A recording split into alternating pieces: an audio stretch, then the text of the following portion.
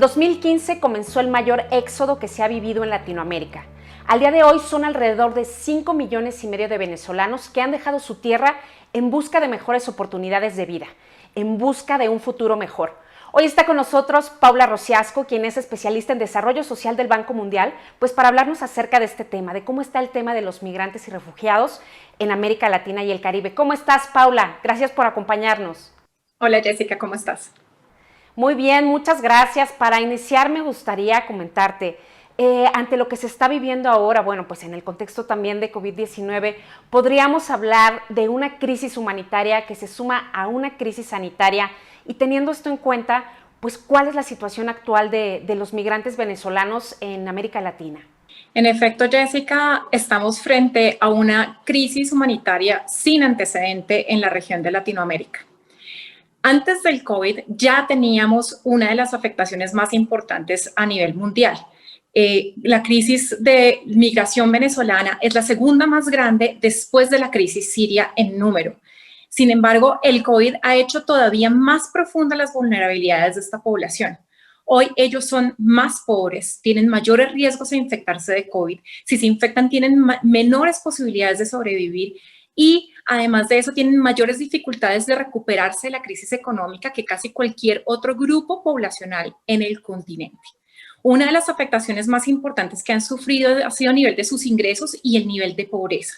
En el Perú, por ejemplo, estimamos que antes del COVID-19, más o menos el 18% de los trabajadores venezolanos eran pobres.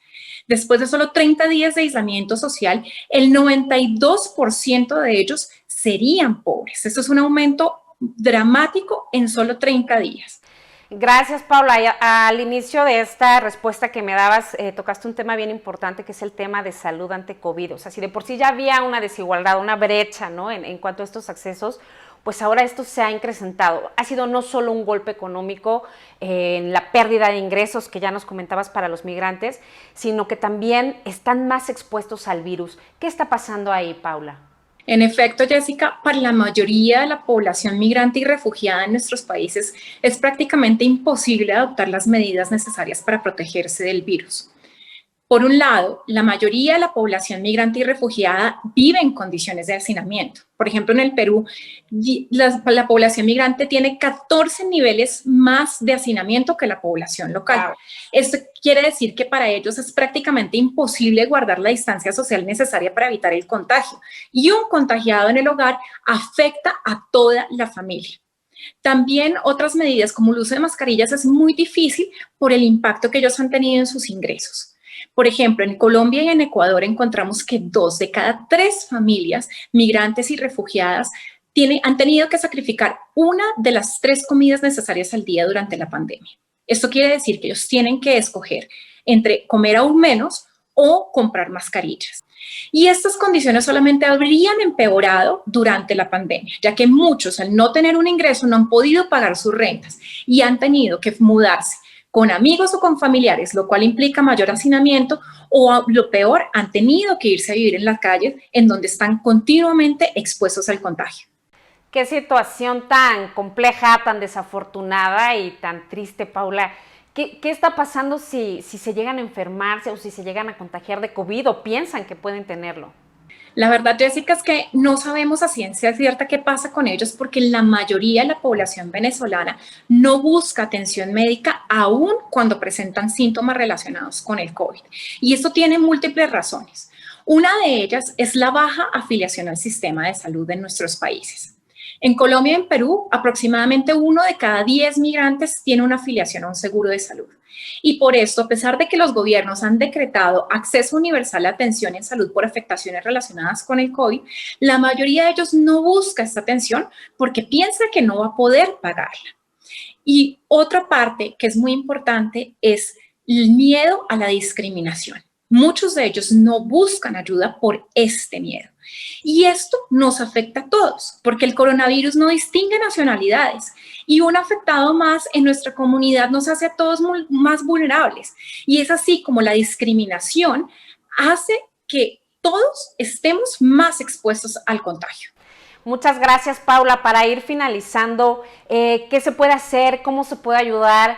¿Qué posibilidades hay de que esta situación pueda cambiar? En realidad, Jessica, hay mucho por hacer y todos podemos contribuir. Uno de los puntos más importantes y más urgentes ahora es integrar a las familias migrantes y refugiadas venezolanas en la respuesta y en la recuperación económica de nuestros países. Y esto debe hacerse porque es precisamente en estas familias en donde puede estar la clave para dinamizar la recuperación económica en nuestros países. Por ejemplo, en el Perú estimamos que si la población venezolana se integrara a la economía peruana, podrían incrementar la producción nacional en $3.200 millones adicionales al año, que serían suficientes para cubrir 1/3 del gasto anual en educación. Otras medidas que son importantes incluyen ampliar el cubrimiento de agua y saneamiento y de provisión en servicios de salud en las principales áreas receptoras. También suministrar acceso a mascarillas y reducir brechas en servicios debido a la discriminación. Pero tal vez lo más importante que podemos hacer ahora es ser solidarios, porque es precisamente en la integración de estas familias en donde podría estar la clave para que tanto ellos como nosotros salgamos adelante de esta crisis. No solamente debe hacerse por razones humanitarias, sino también por razones de salud pública y porque es un buen negocio para todos. Gracias, Paula. Creo que cerraste muy bien, ¿no? Es un buen negocio para todos y también dijiste algo bien importante, ¿no? Que al menos a mí me llega, ¿no? O sea, el ser solidarios, estamos viviendo una época complicada a nivel mundial, ¿no? En este contexto de COVID. Así que bueno, es una palabra fundamental. Muchas gracias, Paula Rosiasco, especialista en desarrollo social del Banco Mundial, por acompañarnos. Gracias. Y muchas gracias a quienes nos siguen a través de las redes sociales. Bueno, pues ya saben, manténganse conectados que continuaremos conversando sobre más temas. Yo soy Jessica Berman, comunicadora del Banco Mundial. Hasta luego.